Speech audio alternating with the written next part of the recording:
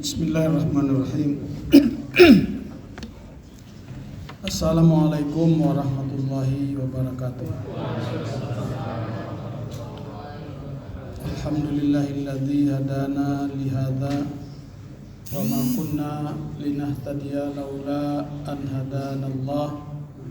Asyhadu an la ilaha illallah wahdahu la syarikalah wa asyhadu anna Muhammadan abduhu wa rasuluhu la nabiyya ba'dah. Yang saya hormati seluruh bapak-bapak, ibu-ibu jamaah Masjid Al-Mahkamah ya? Al-Mahkamah Pengadilan Tinggi Agama Bandar Lampung. Saya masih melanjutkan ceramah saya yang kemarin. Ini jilid 2 sekarang ini. Kemarin jilid 1, sekarang jilid 2. Masih membicarakan tentang sifat Rasulullah yang wajib kita tiru. Kali ini saya akan membahas tentang as-siddiqu. Siddiq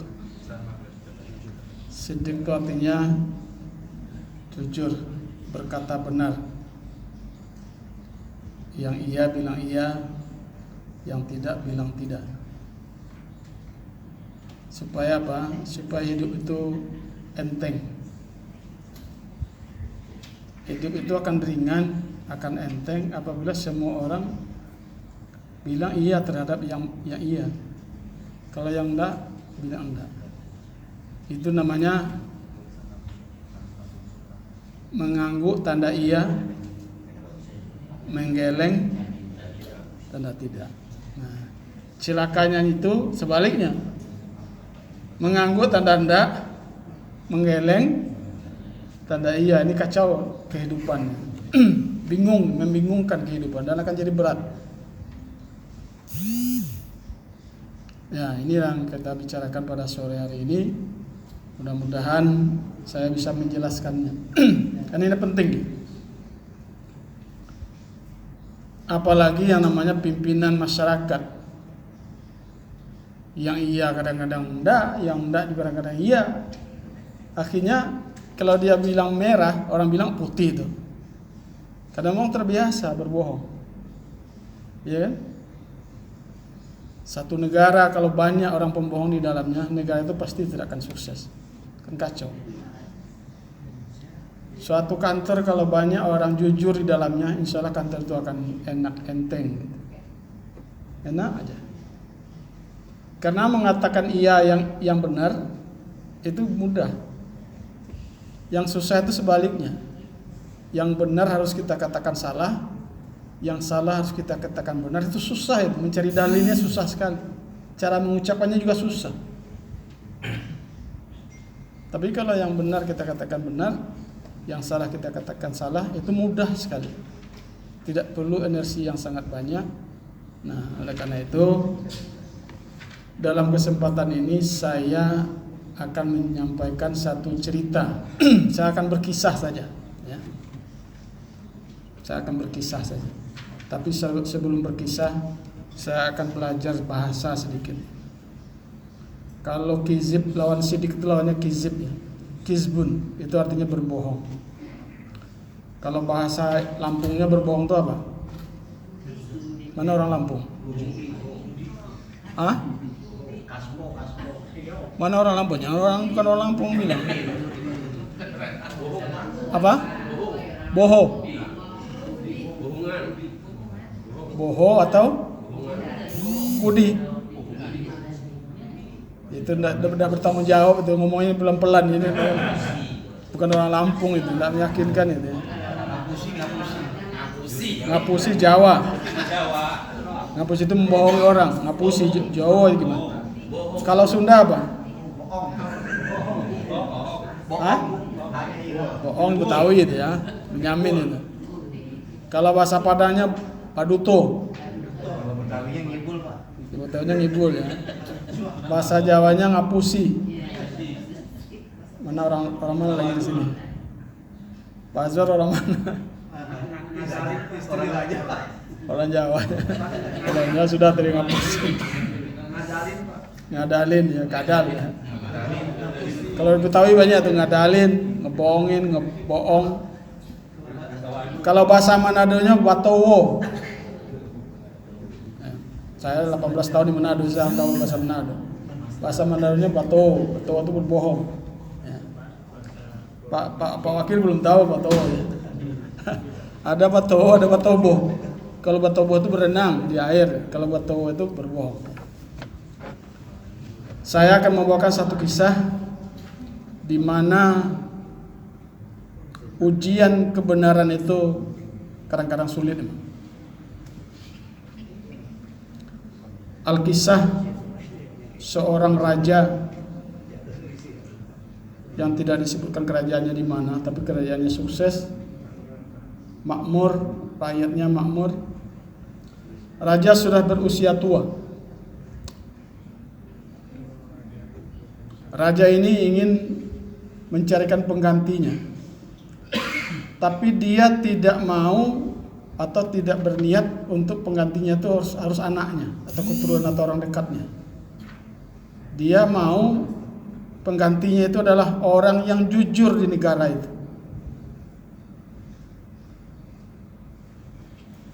Maka diumumkanlah sayembara di negara situ, di kerajaan situ, bahwa raja berniat akan mencari penggantinya, pemuda yang jujur. Kalau nanti dapat penggantinya itu akan diserahkan kerajaan dan akan dinikahkan dengan putrinya yang cantik jelita. Ya. Tapi hakim tinggi tidak boleh ikut ini ya. Karena khusus untuk pemuda hakim tinggi. Kan tidak pemuda lagi, udah petua. Akhirnya diadakanlah sayembara, dikumpulkanlah ratusan pemuda datang ke istana situ. Ingin mengikuti sayembara supaya lolos sebagai calon raja dan calon menantu raja. Karena anaknya cantik sekali ya. Jadi semua pemuda itu pengen sekali, apalagi menjadi raja, karena rajanya sudah tua ingin turun tahta. Dikumpulkanlah ratusan pemuda, datanglah mereka ke istana. Oleh raja dipanggil para pemuda, harapan kerajaan, harapan saya juga. Saya berharap salah seorang dari kalian akan menggantikan saya nanti, orang yang paling jujur dari kalian. Oleh karena itu hari ini saya akan berikan masing-masing kalian 1 biji bibit. Tidak disebutkan bibitnya apa ya. Tugas kalian adalah menanam dan merawat bibit itu sampai tumbuh, sampai tahun depan. Tumbuh baik bibitnya tuh, nanti hasilnya bagaimana tahun depan bawa kembali lagi ke sini. Jadi setahun namanya. Lama. Dikasihlah satu orang 1 biji, 1 biji.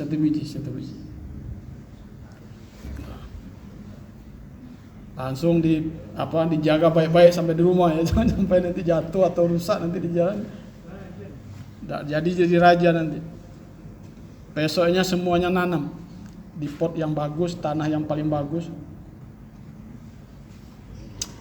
Singkat cerita, ada satu orang pemuda yang tidak terlalu tidak terlalu berambisi lah gitu ya. Tapi dia ikut juga. Kalau yang lain-lain itu memang bersemangat betul kan, ketahuan pasti saya ini nanti akan jadi juara ini. Kalau yang satu ini dia lilih ta'ala aja ya. Kayak siapa lah di sini ya.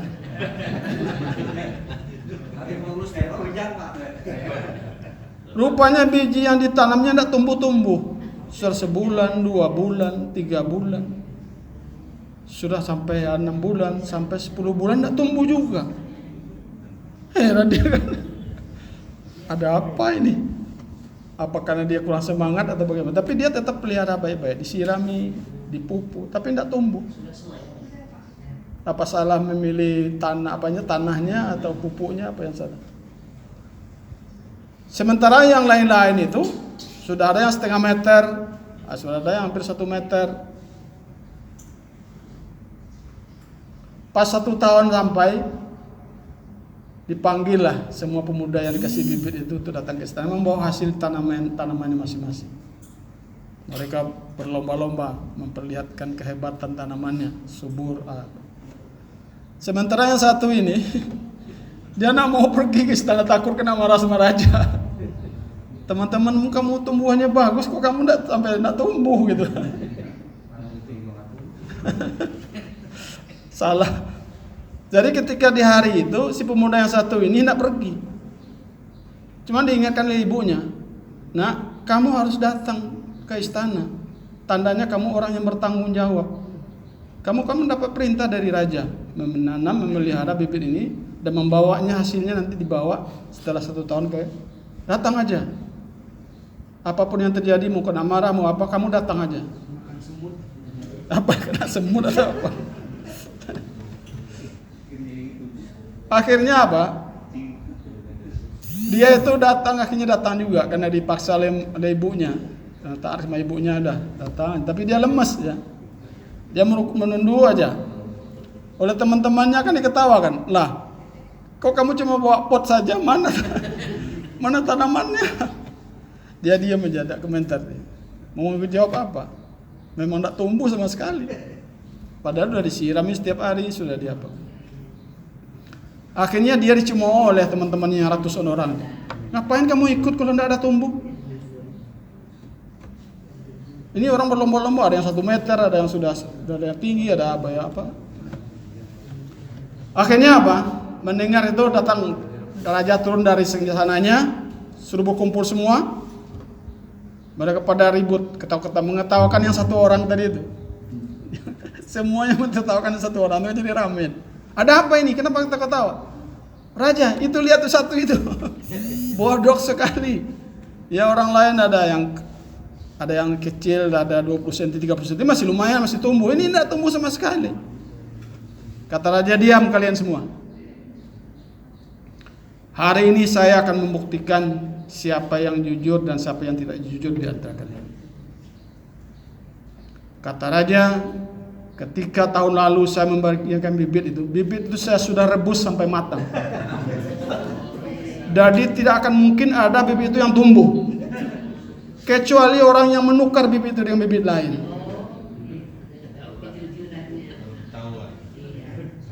Nah, iya kan? Yang semula bersemangat sekali akhirnya terbalik sekarang, lemes sudah. Yang ratusan itu jadi lemes. Aduh, ketahuan sama raja bahwa kita berbohong. Karena tidak mungkin bibit itu tumbuh, karena kata raja, saya sudah rebus sampai matang sekali. Jadi kalau ada yang tumbuh itu pasti karena kebohongan, bukan karena kebenaran. Dipanggillah anak yang tidak tumbuh tanaman. Kamu memang jujur. Berarti kamu tidak menukar bibit itu dengan bibit yang lain. Makanya memang tidak, karena saya memang tidak berharap akan tumbuh, kan bibitnya itu sudah direbus, bukan cuma direndam, direbus sampai matang. Udah mati bibitnya itu. Tinggal makan. Nah, inilah yang benar tuh, ya kan? Apa adanya dia lakukan, tidak dia rubah, dan dia tidak komentar apa-apa. Tapi yang lain-lain, begitu dia lihat tidak tumbuh, oh ini bahaya, ini tidak bisa dapat hadiah kita nanti. Udah ganti aja bibitnya. Tidak bisa aja sekarang bibit apa gitu ya. Ganti aja dengan yang mirip, cara tanamnya tumbuh. Dan memang tumbuh. Tetapi itu adalah karena kebohongan. Bukan karena yang benar. Akhirnya singkat ceritanya, pemuda yang tadi itulah yang jadi raja dan dikawinkan dengan anak raja yang cantik itu. Semua jadi ngedumel ya. Ini temen ini lemes-lemes aja kayaknya dia yang menang. Karena dia hanya orang jujur gitu. Kejujuran di dalam kehidupan itu sangat penting sekali. Hakim yang jujur akan insya Allah sehat walafiatnya. Kalau yang jujur itu sehat, kenapa? karena dia nak menabrak hatinya. Karena orang berbohong itu dia menabrak hati, dia melawan hatinya. Dia tahu bahwa ini salah, tapi dia harus lawan hatinya itu. Jadi jantungnya itu memompanya itu dalam keadaan yang tidak normal. Setiap hari seperti itu orang pembohong. Orang pembohong kan hidup seperti itu, akan jadi berat. Karena memang yang hidupnya ringan itu kan begitu. Ya apa adanya. Ya kan? Kita memeriksa perkara, yang satu bisa membuktikan dalilnya, buktinya lengkap jelas, yang satu tidak. Kalau memenangkan penggugat yang dalilnya lengkap, itu gampang, membuat pertimbangannya gampang, hati kita juga longgar juga, karena memang mestinya seperti itu. Yang susah itu mempertimbangkan untuk memenangkan orang yang tidak bisa membuktikan dalil gugatannya, tapi harus dimenangkan. Nah ini menyiksa diri kita. Kita akan jadi sulit sekali, karena kita berbohong dengan hati nurani kita. Saya sekarang bertanya, pernah tidak kita berbohong dalam kehidupan kita ini? Saya kira bukan pernah. Seringnya, karena kita manusia biasa yang lemah. Akan tetapi tetap kita beristighfar, memohon kepada Allah agar kesalahan yang pernah kita buat itu mudah-mudahan diampuni oleh Allah. Karena kadang-kadang kan kita terdesak, ya kan? Berbohong itu kan terdesak. Orang berbohong itu kan ada keperluannya. Karena mau mengaku malu, akhirnya berbohong. Padahal berbohong itu menyiksa, ya sangat menyiksa. Berbohong sama istri. Ya bapak-bapak ini sering sekali bohong sama istri, ya.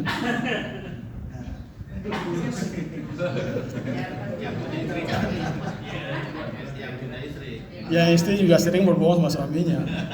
Saya bohongin panitra Pak, hanya gaplek. Jadi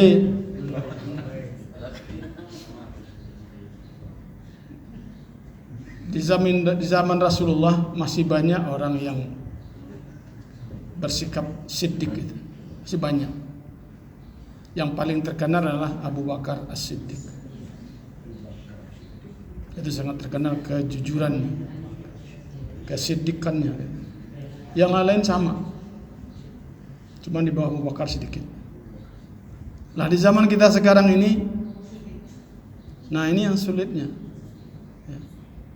Namun kita sebagai orang pengikut Rasulullah harus berani juga mengatakan bahwa kita ini adalah termasuk orang yang jujur dan benar, supaya kehidupan kita tidak berat, ya kan? Karena kalau orang bilang sekali kita berbohong, untuk menutup kebohongan itu harus bohong lagi. Bohong kedua harus ditutup, bohong ketiga, dan seterusnya begitu.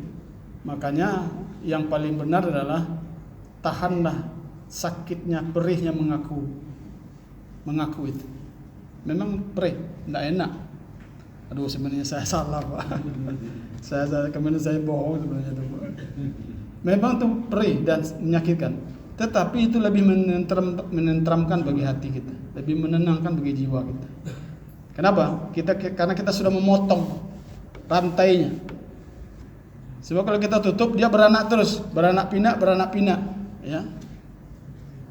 Akhirnya sudah bisa dipotong lagi. Ya. Akhirnya kita di sisi Allah tertulis termasuk dengan minal kadzibin, orang-orang yang berbohong, yang tempatnya di dalam neraka khusus.